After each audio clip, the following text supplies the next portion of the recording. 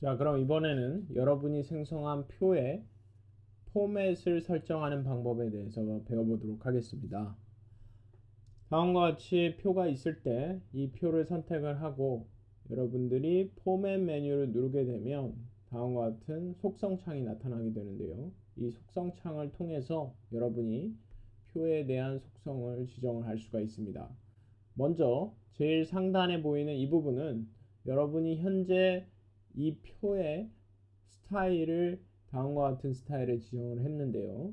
이런 식으로 제목 부분, 머릿말 부분이죠. 그리고 머릿말 부분에 다음과 같은 색상, 그리고 좌측에 머릿말 부분에 다음과 같은 색상이 들어갔고, 전반적으로 라인이 다 그대로 있는 표를 만들었습니다. 자, 그러면 이 표의 스타일을 다른 스타일로 바꾸고 싶습니다. 예를 들어서 저는 이런 스타일을 사용하고 싶습니다. 그러면 이 표를 선택한 상태에서 저는 이미 선택을 했죠. 이 왼쪽 상단에 이 부분을 눌러서 그리고 이 스타일을 눌러주시게 되면 보시는 것처럼 다음과 같이 표의 스타일이 바뀌는 것을 볼 수가 있습니다. 자, 그리고 여러분들이 표의 스타일을 추가를 할 수도 있는데요. 그 전에 있어서 우리가 먼저 여기에서 표의 속성을 바꿔준 다음에 여기서 플러스 버튼을 누르면 표의 스타일을 바꿔주실 수가 있겠죠. 자, 그러면 그 밑으로 가서 살펴보도록 하겠습니다. 자, 먼저 머릿말 및 꼬릿말 조건입니다. 머릿말은 이 부분을 보시면 왼쪽이 색깔이 들어간 걸 볼 수가 있죠. 이 왼쪽에 색깔이 들어갔다는 얘기는 머릿말 열이라는 얘기입니다. 열에 머릿말을 주겠다는 얘기죠. 그래서 지금 0으로 되어 있는데 지금 머릿말 열의 수가 0이라는 얘기이기 때문에 머릿말 열이 전혀 존재하지 않는다는 얘기겠죠. 그래서 이것을 1로 제가 다음과 같이 지정을 했더니 지금 맨 왼쪽의 부분이 색상이 바뀌는 걸 볼 수가 있습니다. 머릿말 열로 지정이 된 것이죠. 그리고 그 옆에 이 아이콘을 자세히 보시면 다음과 같이 상단에 색상이 들어간 걸 볼 수가 있고 이것은 머릿말 행을 의미합니다. 그렇기 때문에 여러분들이 지금 현재 숫자가 0이기 때문에 머릿말 행이 없구나라는 것을 인지하실 수가 있습니다. 자, 그러면 머릿말 행을 한번 만들어 보도록 하죠. 이 부분을 눌러서 이를 선택을 해주면 제일 상단 부분에 색상이 들어가면서 다음과 같이 머릿말 행으로 지정이 된 걸 볼 수가 있습니다. 자, 그리고 여기 하단에 색상이 들어간 이 아이콘은 꼬릿말 행이겠죠. 그렇기 때문에 지금 현재는 제가 꼬릿말 행을 만들지 않았습니다. 그렇기 때문에 꼬릿말 행을 하나 만들어 줘 보겠습니다. 자, 우리 앞에서 배운 대로 옵션 키를 누르고 이렇게 누르면 밑으로 행이 하나 추가되고요. 여기에 제가 총계라고 입력을 해보죠. 총계보다는 평균이라고 입력을 해보겠습니다. 그리고 평균을 한번 내볼 것인데요. 평균을 어떻게 내겠습니까? 여기서는 먼저 위에 있는 걸 모두 더해서 평균을 내주겠습니다. 평균 함수를 한번 써보죠. 앞으로 배울 것이기 때문에 평균 함수에 대해서는 여러분이 잘 몰라도 상관이 없습니다. 지금 시점에서는. 자, 그래서 이렇게 선택을 해서 쭉 내려서 다음과 같이 선택을 하고 가로를 닫고 리턴 키를 눌러주시게 되면 다음과 같이 평균이 나오죠. 자, 그럼 이 상태에서 그대로 공식을 복사를 한번 해보겠습니다. 이런 식으로. 그러면 각각의 열에 대한 평균을 다음과 같이 내는 것을 볼 수가 있습니다.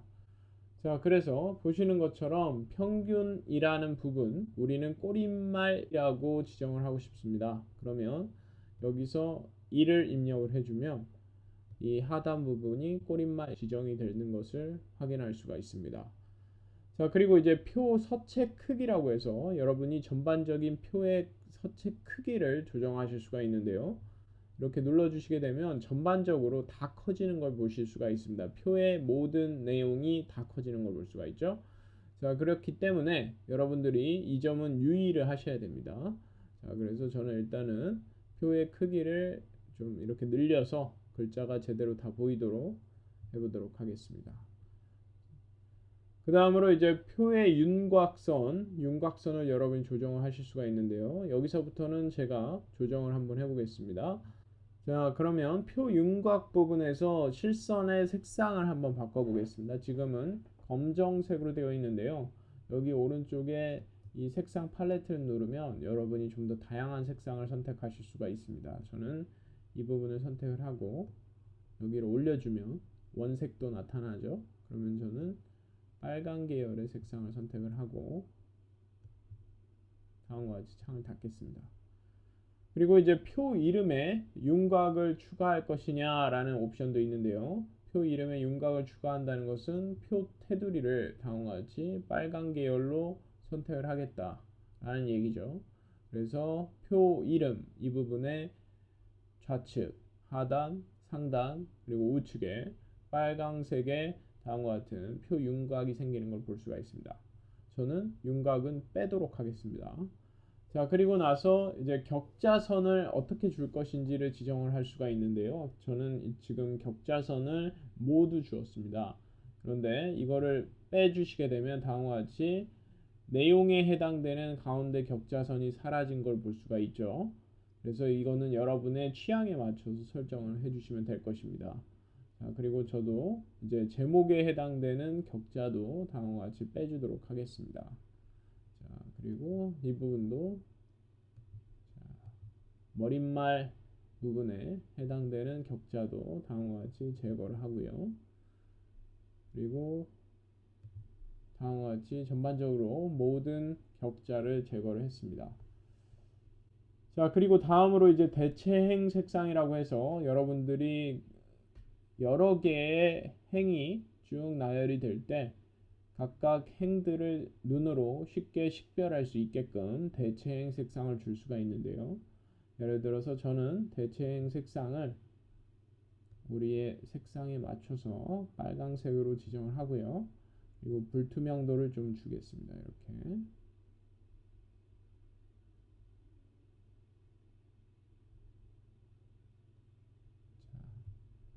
이 정도로 불투명도를 주고요.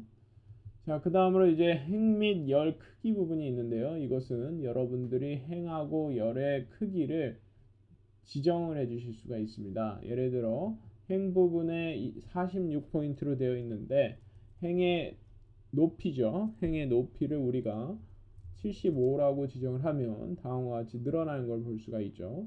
그리고 자동으로 누르게 되면 행 안에 있는 내용의 크기에 맞춰서 자동으로 넘버스가 조절을 해줍니다. 그리고 열 부분 역시도 마찬가지겠죠. 여러분들이 열 부분을 임의로 다음과 같이 입력을 해 주실 수도 있고요. 아니면 자동으로 설정을 해 주실 수도 있겠습니다. 자, 저는 일단은 120 정도로 입력을 해보죠. 자, 그래서 보시는 것처럼 다음과 같이 이런 식의 표의 속성을 조절을 해 주었습니다. 그러면 이 부분 머릿말 행의 색상 부분은 지금 현재 이 표 속성만 가지고는 바꿀 수가 없습니다. 그래서 이 상태에서 우선은 우리가 표의 스타일을 추가를 한번 해보죠. 여기서 플러스 버튼을 눌러서 이렇게 추가를 하게 되면 우리가 방금 지정한 표의 스타일이 추가가 되는 걸 볼 수가 있습니다. 예를 들어서 우리는 앞에 있는 표의 스타일을 지우고 싶다. 그러면 다음과 같은 표의 스타일 중에 지우고 싶은 표의 스타일을 선택하고 스타일 삭제를 해서 우리가 지금 만든 표 스타일만 남고 다 지우도록 하겠습니다. 자, 그러면 지금 방금 우리가 추가한 표 스타일만 남고 나머지는 다 삭제가 됐죠.